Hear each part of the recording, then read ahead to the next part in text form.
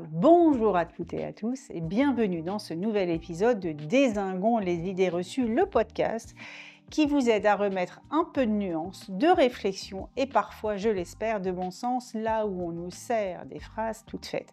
Alors aujourd'hui, on va parler d'une idée reçue aussi bien intentionnée que bancale. Il faut parler aux autres comme on aimerait qu'on nous parle. Alors ça part d'une belle intention, non? Le respect, la bienveillance, le fameux fais aux autres ce que tu aimerais qu'on te fasse, mais en communication, c'est un peu plus subtil que ça. Parce qu'en fait, parler aux autres comme on aimerait qu'on nous parle, c'est encore parler depuis soi, depuis ses préférences, son filtre, son mode de fonctionnement. Et devinez quoi? Tout le monde ne parle pas le même langage relationnel. Je vous donne un exemple très simple. Moi, peut-être que j'aime qu'on me parle avec enthousiasme, avec humour, de façon chaleureuse. Mais la personne en face, elle a peut-être besoin qu'on aille droit au but, sans fioriture. Ou au contraire, qu'on prenne des pincettes, qu'on rassure, qu'on prenne le temps. Et si je lui parle comme j'aimerais qu'on me parle, je peux complètement la braquer ou rater le message. C'est là que ça devient intéressant.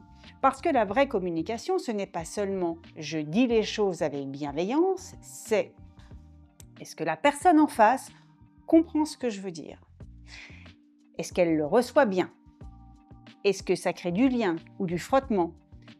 Et pour ça, on ne peut pas se contenter de notre propre référentiel. Dans mes accompagnements, je propose le profil DISC. C'est un outil qui nous aide à comprendre les différents styles de communication. Vous savez, ces fameuses couleurs, rouge, jaune, vert, bleu. Eh bien, ces couleurs reflètent des besoins très différents. Le rouge a besoin d'aller à l'essentiel, vite, sans tourner autour du pot.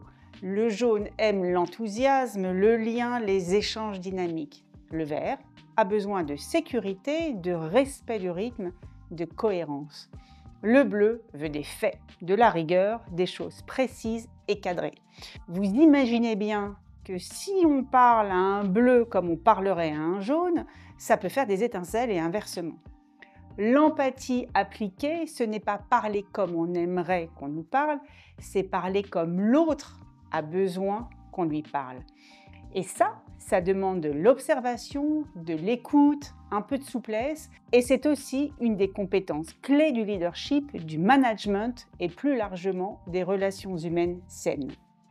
Et si on y pense, cette petite nuance peut changer toute une posture, celle d'un manager qui arrête de croire que tout le monde est comme lui, celle d'un dirigeant qui apprend à adapter ses messages pour embarquer ses équipes, celle d'un entrepreneur qui comprend enfin pourquoi certains clients décrochent quand ils donnent trop d'infos ou pas assez.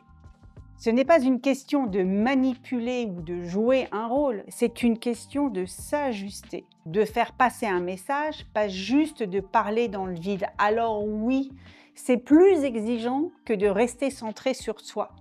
Mais c'est aussi ça la communication consciente, sortir de l'automatisme et aller vers la relation. En résumé, non, il ne suffit pas de parler aux autres comme on aimerait qu'on nous parle, il faut faire un pas de côté, observer, écouter, ressentir et parfois adapter son message, sa forme, son ton pour que la personne en face puisse vraiment l'entendre. Et ça, c'est tout sauf un compromis. C'est une preuve de maturité relationnelle. À très bientôt pour un prochain épisode de Dézinguons les idées reçues.